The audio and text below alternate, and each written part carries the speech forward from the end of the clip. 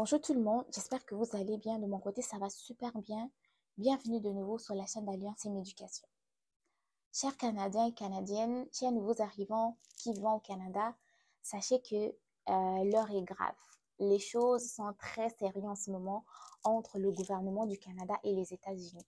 Pour certains d'entre vous qui n'auraient pas suivi les nouvelles de dernière minute ou dernières heures, sachez que ce samedi, le président Trump a signé un décret qui impose des tarifs douaniers de 25% sur tous les produits canadiens et 10% sur les produits énergétiques.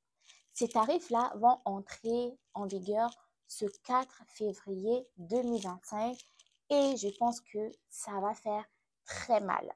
Ça va faire très mal à l'économie canadienne, ça va faire très mal aux travailleurs canadiens parce qu'ils risquent d'avoir des pertes d'emploi. Déjà qu'en ce moment, c'est très difficile de trouver un emploi. Déjà qu'en ce moment, le coût de la vie est élevé, tout coûte cher. Déjà qu'en ce moment, nous sommes confrontés à la crise de logement, nous n'arrivons pas à nous en sortir et on nous impose ça. Franchement, nous allons devoir nous soutenir. Du côté du Canada, on n'est pas resté les bras ballants non plus. Le gouvernement, lui aussi, a réagi par la voix du Premier ministre Justin Trudeau. I want to speak directly to Americans, our closest friends and neighbors. This is a choice that, yes, will harm Canadians, but beyond that, it will have real consequences for you, the American people. As I have consistently said, tariffs against Canada will put your jobs at risk, potentially shutting down American auto assembly plants and other manufacturing facilities. They will raise costs for you, including food at the grocery stores and gas at the pump. They will impede your access to an affordable supply of vital goods crucial for U.S. security, such as nickel, potash, uranium, steel, and aluminum. They will violate the free trade agreement that the President and I, along with our Mexican partner, negotiated and signed a few years ago. But it doesn't have to be this way. As President John F. Kennedy said many years ago, geography has made us neighbors, history has made us friends, economics has made us partners, and necessity has made us allies. That rang true for many decades prior to President Kennedy's time in office and in the decades since. From the beaches of Normandy to the mountains of the Korean Peninsula, from the fields of Flanders to the streets of Kandahar, we have fought and died alongside you. During your darkest hours, during the Iranian hostage crisis, those 444 days we worked around the clock from our embassy to get your innocent compatriots home. During the summer of 2005, when Hurricane Katrina ravaged your great city of New Orleans, or mere weeks ago, when we sent water bombers to tackle the wildfires in California.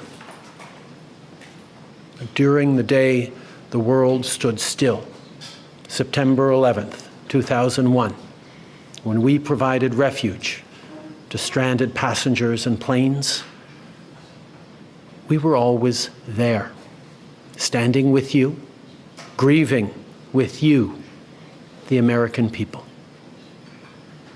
Together, we've built the most successful economic, military, and security partnership the world has ever seen. A relationship that has been the envy of the world.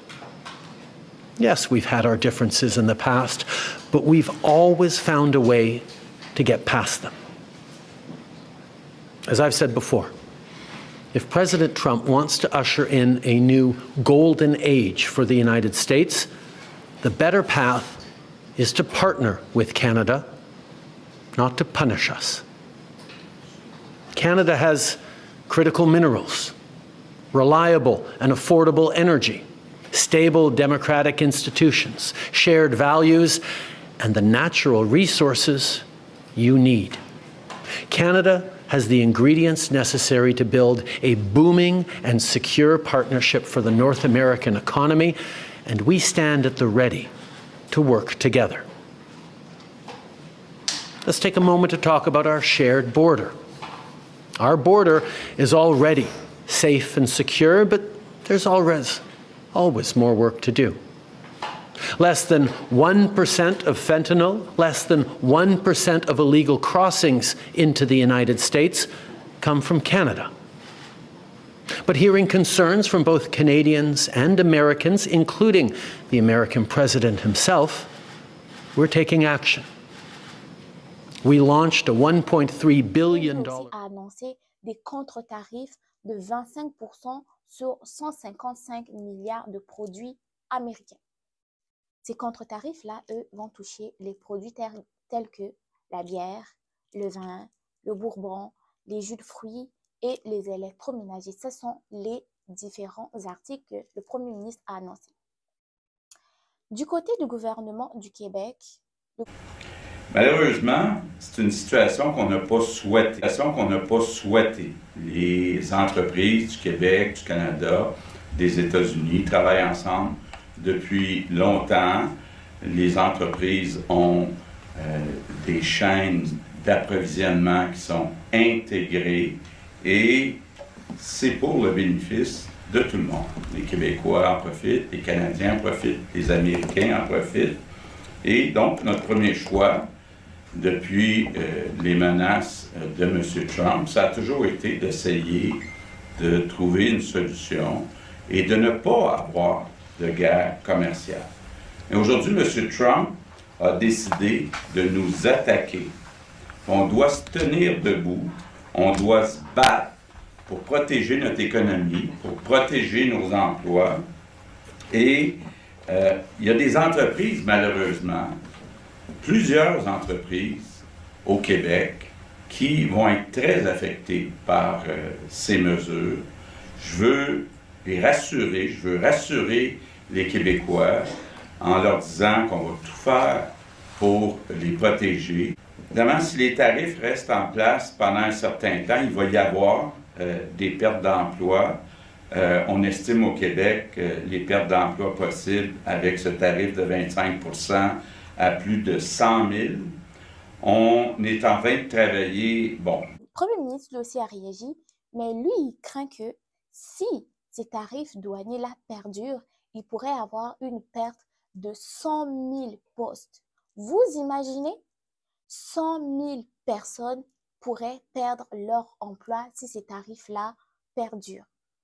En ce moment, au Québec, nous sommes déjà confrontés par des coupures de postes, des personnes qui perdent leur emploi. Le chômage est en train de grimper et là, on vient de nous imposer encore des tarifs douaniers de 25%. C'est quand même énorme. C'est énorme et je tiens à repréciser que ça va faire très mal à la population canadienne.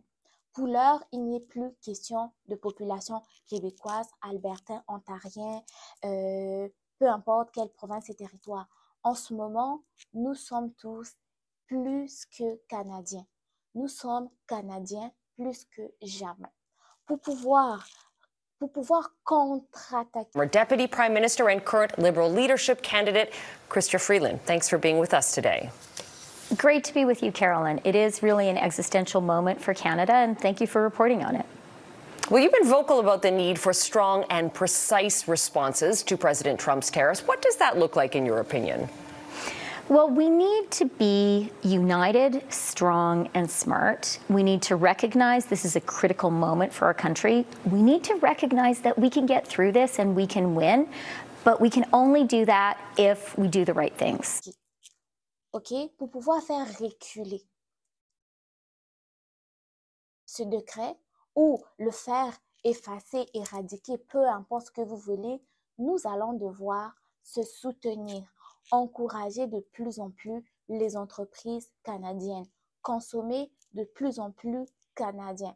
Je sais qu'il y a certaines personnes qui sont addictes aux produits américains ou il y a des produits qu'on ne trouve pas au Canada, peut-être parce qu'on ne sait pas que les équivalents existent. Mais là, nous allons vraiment encourager la consommation canadienne. Si tu connais un produit canadien qui est excellent, qui est utile, partage-le sur tes réseaux, fais du bouche à oreille parce que ces tarifs-là, ils vont nous toucher, nous aussi. Nous, les travailleurs, nous qui avons encore pour le moment du travail, cela va avoir un impact sur nos enfants aussi. En fait, tout le monde va être touché. Il n'y a personne qui va être épargné. Il n'y a aucune province, aucun territoire qui va être épargné parce que c'est le Canada. C'est nous tous qui sommes touchés. Nous sommes tous impliqués. Il n'y a plus d'histoire. Oh, nous sommes Québécois. Vous êtes Canadiens. Nous sommes Ontariens. Vous êtes Canadiens. Nous sommes, je ne sais pas, Albertains et tout. En ce moment-là, nous sommes tous Canadiens. Même vous, les nouveaux arrivants là, si vous êtes au Canada, vous êtes au Québec, vous êtes au Manitoba, peu importe, vous êtes Canadiens. Donc, nous allons devoir nous soutenir pour pouvoir contrer ces différents tarifs-là. En fait, je loue cette décision du gouvernement du Canada de contre-attaquer par des contre-tarifs. C'est pas parce que le monsieur veut réduire l'impôt dans son pays. Vous savez, quand on réduit l'impôt, il faut bien remplacer l'argent qu'on va perdre par un autre moyen. Et donc, c'est par cela qu'il veut régler la situation. Depuis qu'il est arrivé au pouvoir, oh, je vais faire ceci au Canada, je vais vous imposer. À la fin de la journée, là, c'est pas le Messie, hein. Oui, il y a les États-Unis, mais le Canada aussi, c'est une force occidentale. Donc, nous là, on va encourager les Canadiens. On va défendre le Canada. On va défendre le Canada. On ne va pas se laisser faire. Donc, si vous connaissez des produits, des entreprises canadiennes, partagez-les.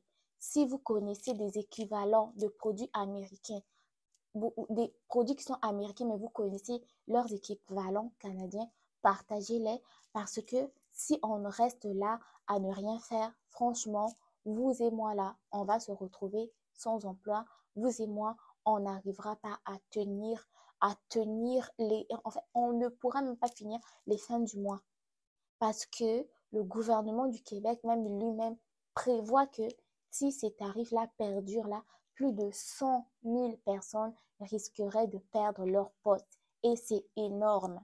Donc, tout le monde, on se réveille et on défend notre pays. Voilà.